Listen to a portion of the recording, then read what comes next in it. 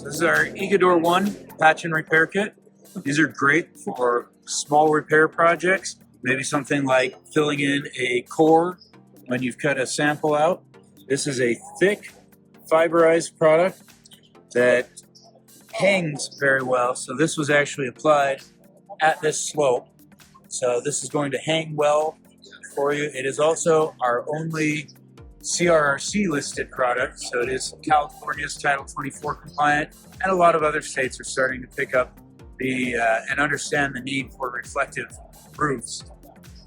This is our Ecodur Plus product.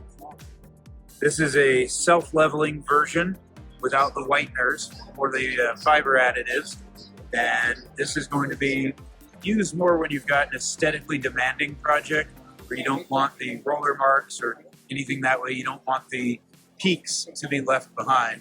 This product, the first one, Ecodur 1, does not self-level at all. So you can kind of see where you goop it is where it stays.